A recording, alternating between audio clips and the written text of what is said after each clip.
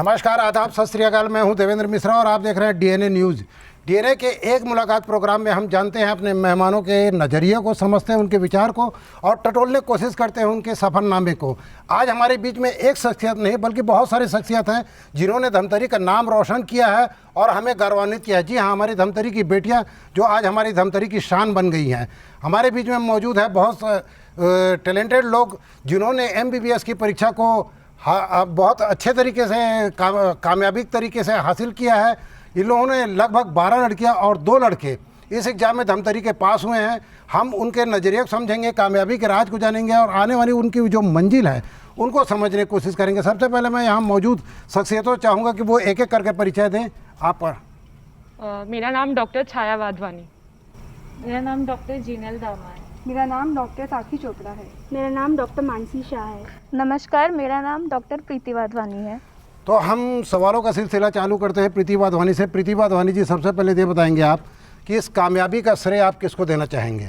मैं इस कामयाबी का श्रेय देना चाहूँगी अपने माता पिता को, अपने परिवार वालों को और भगवान जी को, जिन्होंने पूरा समय मेरा विश्वास बनाए रखा और मेरा सपोर्ट किया। अच्छा, एक बात बताइए कि आपने इस कामयाबी को हासिल करने के लिए कितनी मेहनत की और किस तरीके से मेहनत की कि आने वाली जो पीढ़ियां हैं, जो हमारे स्टूडेंट हैं, उनको एक लाइन मिले, एक सीख मिले कि वो कैसे इस उपलब्धि को हासिल कर सकते हैं? MBBS में सबसे ज़रूरी होता है, मेहनत से ज़्यादा होता है कि आप परसिस्टेंट रहें। जैसे आप शुरू कर रहे हैं वैसे आपको आखिरी तक परसिस्टेंट रहना पड़ता है, क्योंकि अप एंड डाउन तो हर फील्ड में आते हैं। तो ये चीज़ सबसे ज़्यादा ज़रूरी होती है। दूसरा है कि लगन होनी चाहिए। अगर आपकी उस फील्ड से लगन नहीं है तो आप उसमें नहीं कर पाएंगे कुछ। तो यही 2 चीज़ें हैं जिसका मैंने ध्यान रखा था। बहुत अच्छी बात है। और कहा जाता है कि जब कामयाबी बड़ी होती है तो बेटी खड़ी हो जाती है करके, और आपने इस कामयाबी को हासिल किया। हम आपसे सवाल करना चाहेंगे कि आप लोग बहुत टैलेंटेड हैं, जो जिसका प्रदर्शन अभी हो चुका है। आप लोगों ने चिकित्सा को ही एक अपना क्षेत्र क्यों चुना? आप वकील बन सकते थे, आप एक अच्छा इंजीनियर बन सकते थे, डॉक्टर ही क्यों बनना चाहे? मेरे हिसाब से डॉक्टर मैं इसलिए चाहिए जो कि एज ए इंडिया में भी डॉक्टर्स की थोड़ी कमी है, और देखा जाए तो मेरा सपना भी था एक तरफ से कि मैं डॉक्टर बनूं, जो कि लेकिन मेन फैसिलिटीज़ देना और मुझे ये सर्व करना नेशन को बहुत अच्छा लगा इस चीज़ के लिए। अच्छा, आप बताइए कि कहा जाता है कि पंखों से कुछ नहीं होता, हौसलों से उड़ान होती है। आपके इस हौसले को, इस ख्वाब को तामील कराने के लिए आपके माँ बाप का, परिवार का क्या सहयोग मिला आपको? बहुत ज़्यादा। धमतरी जैसे छोटे टाउन से आप एक इतना डॉक्टर जो है वो नॉर्मली सब लोग नहीं यहाँ पे सिलेक्ट करते, क्योंकि यहाँ पे फैसिलिटीज़, गाइडेंस, ये सब की बहुत ज़्यादा कमी है। तो ये सब मेरे फैमिली ने मुझे सपोर्ट कराया, मुझे ये सब प्रोवाइड कराया। मैं कोटा गई थी, वहाँ पे मैंने कोचिंग ली, तो ये सारी चीज़ें उन्होंने पता करी, मुझे भेजा। इस तरीके से उन्होंने मेरा बहुत सपोर्ट किया। तो आप बताएंगे कि आप इस कामयाबी को हासिल करने के लिए कितनी मेहनत की आप लोगों ने? कितने देर पढ़ते थे, किस तरीके से पढ़ते थे? क्या एक टारगेट बना के रखा था कि हमको कामयाब होने के लिए इस रास्ते पे चलना है? क्या था आपका एम्बिशन और कैसे आपने इस कामयाबी को हासिल किया? कामयाबी का मंत्र तो परिवार ने ही दिया। शुरू से ही उन्होंने सिर्फ MBBS का नहीं, स्कूल परीक्षा में भी बस यही बताया कि रोज़ पढ़ो, जो मेहनत करेगा वो सफलता हासिल करेगा। पर मेहनत का कुछ वो नहीं होता, माप नहीं होता। बस रोज़ पढ़ते जाओ पढ़ते जाओ। ये मत सोचो कि रिज़ल्ट क्या आने वाला है, अपना बेस्ट हर दिन दो, जैसे कि कल ही एग्ज़ाम हो। तो बस वैसे ही पढ़ा जैसे कि कल एग्ज़ाम हो। आप बताइए कि कोई भी एक कामयाबी इंसान के लिए 2 चीज़ें होती है कि एक पैशन होता है, एक प्रोफेशन होता है। पैशन है आपका ये डॉक्टर बनना या प्रोफेशन था? क्या आप मानते हैं कि आने वाले दिनों में इसको हम किस नज़रिए से देखेंगे? एक समाज सेवा के तौर पे, एक आत्मसंतुष्टि के तौर पे, या सिर्फ एक व्यवसाय के तौर पे कि आप डॉक्टर बन गई हैं? नहीं, मेरा तो हमेशा से यही सपना था कि मैं एक डॉक्टर बनूं और सर्विस टू ह्यूमैनिटी करूं। तो मेरे को लगता है कि बिज़नेस तो बहुत करते हैं लोग, पर हमको एक प्रोफेशन हमारा सर्विस ह्यूमैनिटी के रूप से देखना चाहिए, और हमको जो नीडी पीपल्स हैं उनकी बहुत सेवा करनी चाहिए। तो मैं तो एक अपॉर्चुनिटी के जैसे ही देखती हूँ इसको। अभी एक जो आपदा के समय में आप क्या करना चाहेंगी देश के लिए, समाज के लिए? आपदा के समय में हम अपने रूप से हमारी इंटर्नशिप चालू होने वाली है, तो हम कोविड में अपनी ड्यूटीज़ दे सकते हैं। बाकी लोगों को जागरूक बनाना हमारा एक फ़र्ज़ होता है। ये हम लोगों को सिखाए कि उनको हमेशा सोशल डिस्टेंसिंग रखनी है, घर पे ही रहना है और उनको सरकार के सारे नियमों को फॉलो करना है। आप लोगों ने पढ़ा अभी, ये समझा, ये दूसरी लहर जो आई है ये इतने घातक क्यों है, क्या समझते हैं आप एक न्यू कमर डॉक्टर के तौर पे? जी, ये जो दूसरी वेव आई है वो इसलिए ज़्यादा डेंजर है क्योंकि सिवियरिटी को ये बढ़ा देता है। जो लंग हमारे इन्फेक्ट हो रहे हैं उसकी सिवियरिटी बहुत ज़्यादा बढ़ जाती है, तो मोर्टालिटी के चांसेस बहुत बढ़ जाते हैं। बाकी और भी सिम्टम्स उसमें बॉडी रैश वगैरह भी आ रहे हैं जो कि बहुत दिक्कत नहीं होता है। अभी आप देश को कहाँ पाते हैं इस दूसरी लहर से लड़ने के लिए? देश वैसे तो पहली लहर में तो काफ़ी अच्छा कर रहा था, पर हम लोग कोरोना ख़त्म हो गया है ये कहीं ना कहीं लोगों के मन में आ गया था, जिसके कारण हम लोगों ने जो हम लोगों को प्रिवेंटिव मेजर्स लेने थे वो बंद कर दिए। तो उसके कारण देश हमारा कहीं ना कहीं थोड़ा नीचे आ गया है, थोड़ी कमियां रह जा रही है, पर हो जाएगी वो पूरी अगर सब लोग अपना अपना ध्यान रखें। तो किसी एक पे हम लोग को या तो गवर्नमेंट पे, सिर्फ डॉक्टर्स पे ऐसे हम लोग डिपेंड नहीं रह सकते हैं। सबको अपने अपने तरफ से अपना स्टेप लेना पड़ेगा, तभी कुछ अच्छा हो पाएगा। आप बताइए कि अभी जो दूसरी लहर है इसको कोरोना के स्ट्रेन की मजबूती मानते हैं या स्ट्रेन ने अपना जो रूप बदल लिया है, या लोगों की लापरवाही मानते हैं? क्योंकि पहली लहर के बाद जैसे ही लॉकडाउन खुला लोग लापरवाह हो गए थे, ना सोशल डिस्टेंसिंग का पालन कर रहे थे, ना मास्क का, ना सैनिटाइजर का उपयोग। इसके चलते दूसरी लहर आई है या ये स्ट्रेन ही ताकतवर है? दोनों चीज़ें हुई हैं, स्ट्रेन भी चेंज है कहीं कहीं पर और लोगों की लापरवाही है जो कि शायद वो ये चीज़ करके थक चुके हैं। जैसे मास्क पहनना बहुत देर तक उनके लिए शायद डिफ़िकल्ट हो चुका है, तो वो अब लापरवाही शुरू हो चुकी है। लेकिन ये स्ट्रेन में भी म्यूटेशंस होते हैं, डिफरेंट टाइप के स्ट्रेन्स होते हैं। अभी रिसेंट में हैदराबाद में, आंध्रा में न्यू स्ट्रेन आई है जो ज़्यादा इफेक्टिव हो रही है, वो जल्दी फैल रही है। तो दोनों चीज़ें हो रही हैं, लेकिन अगर हम प्रॉपर सोशल डिस्टेंसिंग और मास्क पहने तो वो सब चीज़ें कवर हो सकती हैं। वो चीज़ें अगर लोगों समझेंगे तो स्ट्रेन अगर डिफरेंट भी होती है तो कोई प्रॉब्लम नहीं आएगी। मतलब दोनों चीज़ें हो रही हैं अभी, स्ट्रेन भी डिफरेंट है और मतलब जो लोग हैं वो भी लापरवाही कर रहे हैं, जो कि अभी चीज़ें भी कमी हो रही है, सब चीज़ ऑक्सीजन की भी कमी है, तो इस चीज़ के लिए प्रॉब्लम्स आ रही है। अगर वो चीज़ें ठीक से होने लगेंगी तो दोनों चीज़ें ठीक हो जाएंगी, स्ट्रेन की म्यूटेशन से भी कोई प्रॉब्लम नहीं होगी। जो आम मेडिकल स्टूडेंट है वो जब भी ये डिग्री हासिल करते हैं उसके बाद उनके लिए एक बड़ा सुनहरा अवसर होता है जब वो डॉक्टर बन के जाते हैं, लेकिन आप लोग जो डॉक्टर बने हैं वो आपदा के समय में बने हैं, तो इसको आप एक चुनौती मानते हैं या एक अवसर मानते हैं? दोनों है। चुनौती ऐसे है कि अभी हम कुछ जानते नहीं हैं, हमें कुछ इतना आता नहीं है, तो हमें बहुत ज़्यादा मेहनत करनी पड़ेगी चीज़ें सीखने के लिए, और अवसर तो है ही अपने देश के लिए कुछ करने के लिए। तो ये दोनों है। आपकी प्राथमिकता क्या होगी इस समय में जब आपकी ड्यूटी लग रही है, तो आप कोरोना से लोगों को बचाने के लिए सबसे पहली प्राथमिकता क्या होगी? क्या मतलब लोगों को अवेयरनेस होगा या मेडिकल स्टाफ के तरफ आप ध्यान देंगे? ये दोनों चीज़ें साइमल्टेनियसली चलती है। मतलब अवेयरनेस रहेगा तो जो पेशेंट वहाँ पे हैं उनको समझाया जाएगा, वो ठीक होंगे, तो उनको समझाना ज़रूरी है, अवेयर करना ज़रूरी है ताकि वो वापस से इन्फेक्ट ना हो। और साथ ही रहते सीखना तो है ही, अपना बेस्ट तो देना ही है, तो उनका ध्यान भी रखना है। तो प्रिवेंशन, ट्रीटमेंट और अवेयरनेस तीनों की साथ में बहुत ज़रूरत है। कोई भी एक चीज़ से नहीं होता ये, फिर नहीं तो चलते ही रहेगी चीज़ें ऐसे। आप धमतरी की बेटियां हैं, धमतरी में पले बड़े हैं, तो धमतरी के लोगों के लिए आप क्या कहना चाहेंगे कि इस आपदा से वो निकले बाहर? इस आपदा से लड़ने के लिए हम सबको सहयोग करना पड़ेगा। एक दूसरे को या सरकार को कोसने से कुछ भी नहीं होगा, हम सबको अपने अपने हिस्से का योगदान देना पड़ेगा, क्योंकि पूरा वक्त सबके लिए बराबर आया है और सब अपनी कोशिशें जारी रख रहे हैं। बस हार नहीं माननी है और रोज़ लड़ना है अपने अपने कोशिश।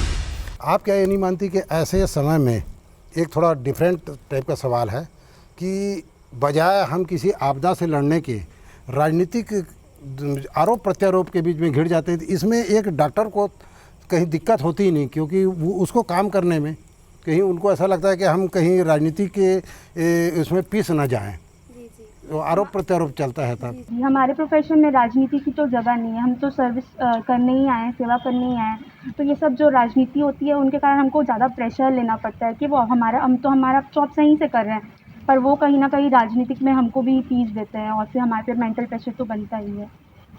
यहाँ कुछ सीनियर डॉक्टरों से हम लोगों ने बात की थी, तो उनका कहना ये था कि जब डॉक्टरों को फ्री हैंड दिया जाता है तब वो अपनी परफॉर्मेंस को दिखाते हैं, अगर कोई प्रेशर रहे तो उस प्रेशर में वो काम नहीं कर पाते। तो आप लोग जो न्यू कमर हैं तो क्या समझते हैं, आपकी फ्रीडम मिलना चाहिए? जी, प्रेशर तो कहीं पे भी होगा तो कोई काम तो कर नहीं पाएगा, और हमारा प्रोफेशन तो ऐसा है कि मेंटल प्रेशर अगर आता है तो हमारे परफॉर्मेंस तो कमी हो जाती है, तो बिल्कुल प्रेशर तो हमको नहीं चाहिए रहता है।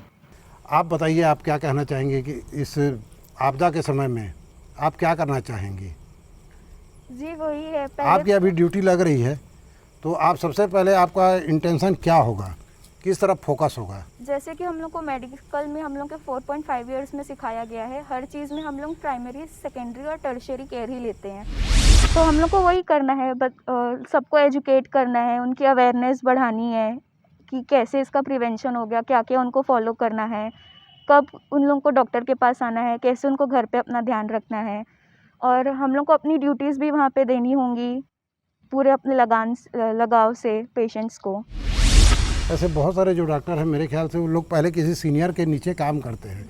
आप लोगों को डायरेक्ट अपॉइंटमेंट हो रहा है, तो इसको आप किस रूप में लेते हैं?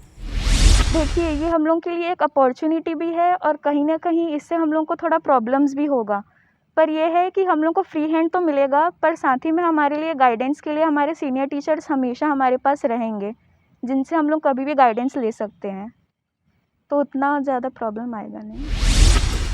आप बताइए, आपका लक्ष्य क्या होगा आने वाले दिनों में? मैं कार्डियोलॉजिस्ट बनना चाहती हूँ और उसमें भी इंटरवेंशनल कार्डियोलॉजिस्ट बनना चाहती हूँ।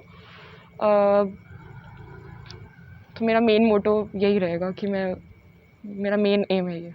आपके लिए भी ये एक पड़ाव है, मंजिल क्या है? मंजिल यही है कि जितना हो सके उतना देश की हेल्प कर पाएँ, क्योंकि यहाँ इंडिया में पॉपुलेशन इतनी ज़्यादा है, जितने डॉक्टर बन जाए उतने कम पड़ते हैं यहाँ पे।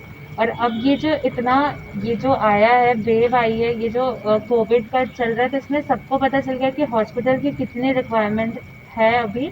तो होपफुली हॉस्पिटल के नंबर बढ़े और फिर जो लोगों के अंदर जागरूकता हो कि हमें डॉक्टर की कितनी ज़रूरत है, लोग और इस फील्ड में आए और अपना 100% दें।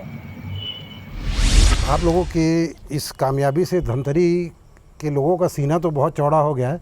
आने वाले दिनों में हम सिर्फ छत्तीसगढ़ में नहीं, पूरे देश में बताएं कि ये हमारी बेटियां हैं और इन्होंने हमारे शहर का नाम रोशन किया, तो आप क्या करेंगे आने वाले दिनों में, जिससे हम लोगों का मतलब जिसको बोला जाए कि हम फूले ना समाएं, हमारा ये छोटा शहर है, ये देश में पता लगे कि धमतरी की बेटियां हैं। हम हर चीज़ में अपना 100% देने की कोशिश करेंगे, बस काम करते जाएंगे। मैंने पहले भी बोला था, फल का अभी से नहीं सोचते हुए हमारे लेवल पे जो हमारा बेस्ट है, हम अपने कंफर्ट जोन से बाहर निकल के भी काम करेंगे और बाकी फिर नाम तो हो जाएगा। नाम हो जाएगा। आपका लक्ष्य? जी, मैं साइकेट्रिस्ट बनना चाहती हूँ और लोगों की सेवा ही करना चाहती हूँ। तो जितना मेरे से हो पाएगा मैं अपना 100% दूँगी हर जगह पे। तो बाकी तो सब एक साथ खुद हो ही जाता है एक बार ठान लो तो। साइकिलिस्ट क्यों? जी, मैंने देखा है लोगों को हॉस्पिटल में कि वो कुछ कोई एडिक्शन है, तो किसी को मेंटल प्रॉब्लम है, तो मेरे को लगता है कि मेरे को एक रहना चाहिए कि जो यंग ग्रुप्स है उनको एक वो मिलना चाहिए गाइडेंस कि वो कैसे अपने आप को संभाल सकते हैं। धमतरी के लिए क्या योगदान रहेगा आपका? जी, कहीं पे भी जाए घर तो घर होता है, तो धमतरी पे तो सेवा देनी ही है हमको, तो यही योगदान होगा। और कुछ विशेष बात हमारे दर्शकों को कहना चाहें? जी, अभी तो कोविड का टाइम है, तो घर पे रहें, सुरक्षित रहें, यही अवेयरनेस बनाए रखें, यही कहना चाहती हूँ। धमतरी के लोगों को क्या कहना चाहेंगे आप? यही कि जितनी सावधानी आप ले सकते हो उतना लीजिए, क्योंकि यहाँ पे लोग कैसे कैसे चले जा रहे हैं। अब ये जो म्यूटेशन हुआ है इसमें तो उम्र का भी कुछ नहीं है। फर्स्ट वेव जाएगी इसमें तो ये था कि बूढ़ों को जनरली हो रहा है। यहाँ पे मैंने जो सुना है 22 उम्र के लोग जो है वो सब ऐसे ही ख़त्म हो जा रहे हैं, सिम्टम्स नहीं आ रहे हैं। तो कोई मतलब नहीं, अगर आप काम के लिए जा रहे हैं, किसी भी चीज़ के लिए जा रहे हैं, बाहर निकलने का मतलब ही नहीं अगर लाइफ नहीं बचेगी तो ये 1 साल से चीज़ें चल रही है, आपको पता है अब क्या करनी है। फ़ोन पे हम सुन रहे हैं, टीवी पे देख रहे हैं, सब चीज़ है, हैंड हाइजीन है, उस बाद पर्सनल हाइजीन है। आपको बाहर से जा रहे हो आ रहे हो, एक तो जाओ ही मत, अगर जा रहे हो आ रहे हो तो क्या करना है सबको सारी चीज़ पता है। उसके अलावा भी आप अगर ये चीज़ नहीं मान सकते हो तो फिर तो कोई कितना भी बोल रहे नहीं समझेगा ना। 1 साल से चला रहा है ये चीज़, तो सबको पता है क्या प्रिकॉशन लेना है। अगर नहीं लेंगे तो ये म्यूटेशन और बढ़ेगा, ये रुकने वाला नहीं है। ये वायरस कितना कम टाइम में अभी इसका ट्रिपल म्यूटेशन हो गया है जो 6 स्टेट्स में देखा गया है। तो अगर हम नहीं सुधरेंगे तो फिर ये चलते जाएगी, ये कंडीशन नहीं ठीक होगी। हम सोच सकते हैं अगर ऐसी हालत रही जैसे इंडिया में अभी चल रही है तो 4 से 5 साल कहीं नहीं जाना है, हम घर पे ही बैठे रह जाएंगे और ये चीज़ ऐसे ही रहेगी। जैसे आप बता रहे हैं ये हर वक्त अपना स्वरूप बदल रहा है ये म्यूटेशन के चलते, तो आने वाले दिनों में क्या मोर्टिलिटी रेट और बढ़ सकती है? बिल्कुल बढ़ सकता है एकदम। मतलब म्यूटेशन हो रहा है, मतलब कि क्या है कि हम उसको डिटेक्ट नहीं कर पा रहे टेस्ट में। हमारे पास 2 टेस्ट है, एक तो हम जो ऐसे करते हैं कंफर्मेटरी है। अब जो म्यूटेशन आया हम उसमें भी डिटेक्ट नहीं कर पा रहे हैं। हम डिटेक्ट नहीं कर पाएंगे तो टाइम से ट्रीट नहीं हो पाएगा, तो फिर मोर्टिलिटी तो बढ़ेगी। अभी ही कितनी ज़्यादा बढ़ गई है। मॉर्चरीज में जगह नहीं है लोगों की बॉडी रखने के लिए। ऊपर से ये रूल है कि हम बॉडी उनको दे भी नहीं सकते परिवार वालों को। तो मतलब मोर्टेलिटी तो बहुत ज़्यादा बढ़ ही रही है। अगर ये चलते जाएगा, म्यूटेशन होते जाएगा तो नहीं है, नहीं अंत है इस चीज़ का। तो ये थी हमारी धमतरी की बेटियां, हमारी शान, हमारी कामयाबी की मिसाल और हमारा गौरव। इन्होंने अपने अनुभव को बताया और अपनी कामयाबी के बारे में विस्तार से हम सब के बीच में अपनी बात रखी। ये भी बताया कि इनके लक्ष्य क्या हैं और आने वाले दिनों में ये देश और समाज के लिए क्या कर सकती हैं। हम इनका हार्दिक अभिनंदन करते हैं, इनके उज्जवल भविष्य की कामना करते हैं। हम लेते हैं विदा और फिर मिलते हैं एक मुलाकात के प्रोग्राम में किसी और शख्सियत के साथ। जैसे कि आप लोगों को इन डॉक्टरों ने बताया कि आप कोरोना से जो बचाव है उनके उपायों को आत्मसात करते रहें, सोशल डिस्टेंसिंग, मास्क, सैनिटाइज़र का उपयोग करते रहें। और सबसे अहम बात जो इन्होंने बताया कि कोरोना का स्ट्रेन जो है वो लगातार अपना स्वरूप बदलते जा रहा है, जिसके चलते मॉर्टिलिटी यानी मौत का आंकड़ा निरंतर बढ़ सकता है। इसलिए आप सजग रहें, सचेत रहें। कोई भी चूक आपके लिए बहुत घातक हो सकती है, समाज के लिए और देश के लिए भी। मुझे दीजिए इजाज़त, फिर मिलते हैं अगले प्रोग्राम में। जय हिंद, जय छत्तीसगढ़, जय धमतरी।